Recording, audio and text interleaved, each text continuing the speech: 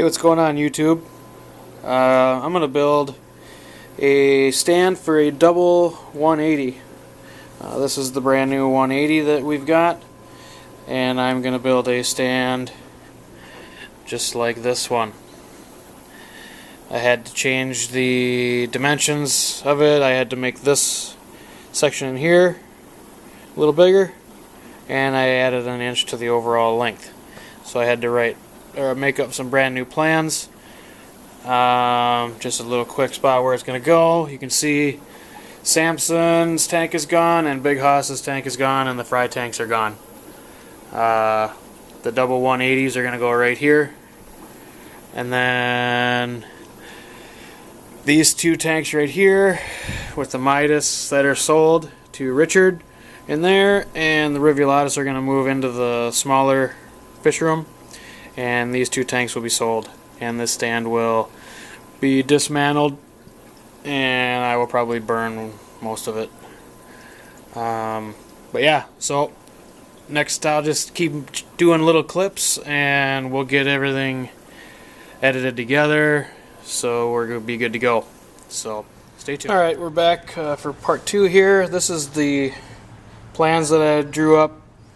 It's always a good idea to draw your plans up on graph paper, get all your measurements. Always should probably have the tank. I try to have the tank in my possession so I can take real measurements off of it, so I know it's going to fit. So yeah, there's the plans. I always put my numbers, how much of each board I need to cut, so that way I have my numbers. I can cut all my boards right up front and then have them sitting there, so I don't have to cut and then put something together, then cut, put something together. I can just cut everything and then put it together. These are the equipment you're going to need. I got a chop saw right here. You're going to need a tape measure, a square, pencil, skill saw for cutting your plywood. These are the screws that I use. They're the triple coated deck screws, number 9 by 3 inch. They're square drive. Easier than Phillips, they don't strip out. These are the screws that I use for attaching the plywood to the top of the stand. They're just a standard black oxide drywall screws, Phillips, and a drill. And that's what you're going to need. I got the lumber right here. I got all my 2x6s. There should be 10 2x6s there. I probably won't need that many. And then I got a full sheet of plywood. It's 1/2 inch thick, 4x8 sheet CDX, which is the better plywood. It's sanded on one side, not the other. The other side's a little bit rough. I don't know if you can tell that or not, but it's sanded on one side. So that's going to be the top, of course, and that's it. So I'll get some of these cut and we'll come back. Oh, and one more tool you're going to need, radio with 7 dust on it. That makes sure that you get the most out of your build. Without 7 dust, stand probably will not come out correctly. Alright, so I got all the pieces cut. I got, these are the front and backs of each shelf. They're the longest boards.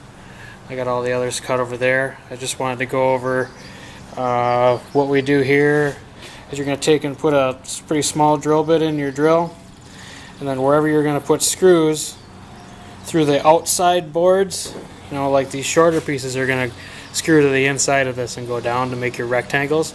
So you always pre-drill the outside so you don't split the wood, right? So you just drill a hole about 3/4 of an inch in, like that, right? 2 of them,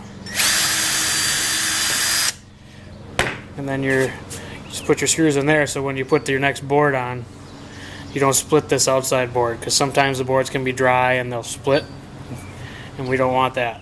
All right, so we got the shelves made. They're here. You can see them.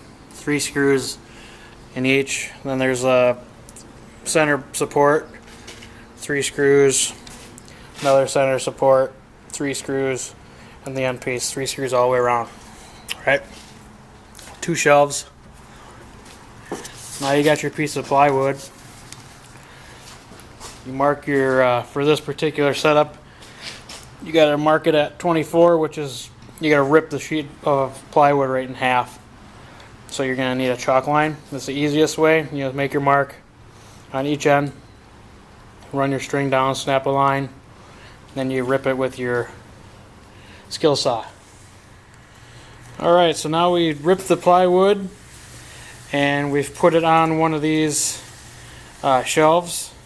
So you can see I got screws like every 8 inches or so. Yep.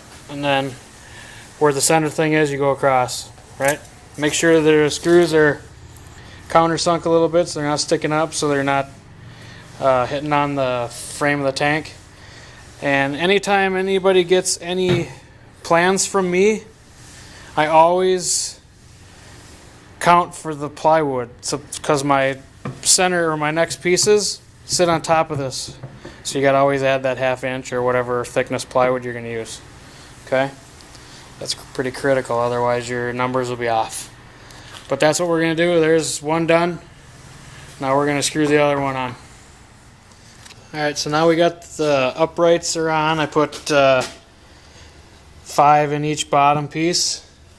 Okay, and then in this back corner we had the wood was it's got a crown to it, so I ended up having this little teeny gap back here, so I bolstered that with another piece and put 5 or 6 screws in that on the back side, just to keep this from doing any deflection, which probably wouldn't do anyway. But that's so now we're putting these other braces in here. These are the inside where that next shelf's going to sit on top. Alright, so those are, you pre-drill the outsides, you know, like I did with this one.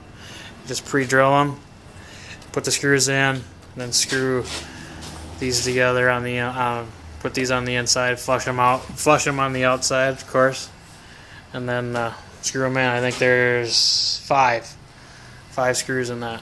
So that'll be the next stage. I'll get all these on. Alright, so we got, it's all pretty well assembled now.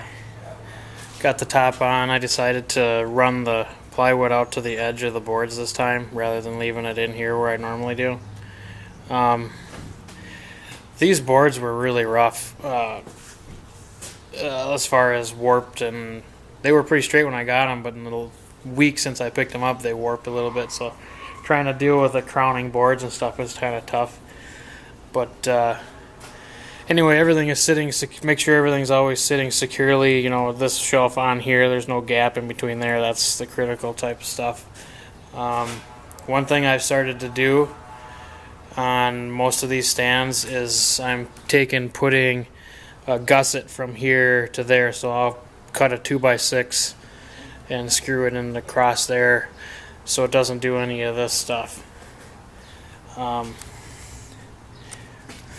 But yeah, that's it. I mean, these stands are pretty straightforward, man. They're not hard to do. So, I suppose the next time you see it, it'll be in an update and stuff. But if you need to build a stand, that's it. It's a pretty simple build. You know, you can put a lot of weight on these. And anything over probably a 240, I would use probably 2x8s, not 2x6s if you want any bigger than a 240. But that's it for this job. It only took a couple hours. Pretty tough. I did it pretty well by myself. I had my son helping me, but sometimes you got to muscle them boards. It's a little tough. But that's it. Thanks for watching, and hopefully the video helped you out. I don't know if I showed anybody, but I did brace the inside. You know, I went 2 feet from here and put one, another 2 feet, put one, so every 2 feet there's a brace. The same on the bottom shelf. So there are cross braces. Make sure you put those in. Thanks for watching. Alright, one last clip. I braced the back a little bit more, so you can see this one is on there. I got the bottom braced and the other side and there, so this thing can't rack or do anything funny on me. So I just wanted to throw that in there, so if anybody ever thought of maybe doing that, yeah, go ahead and do it for your own peace of mind, you know. If you got the wood laying around, by all means, go ahead, and this means it's not going to hurt. Just makes it heavier to lift. So, but that's it. So, thanks for watching the build. Hopefully this is my last stand build for quite some time. And hopefully you learned a little bit or found a couple things that I do that you don't, or something that would help you out at least. And I really appreciate everybody watching. And as always, be sure to check out Aquatic Support Systems on Facebook and all the Team Aquatic Support members. I'll put the links in the description and stuff below. And thanks a lot for watching.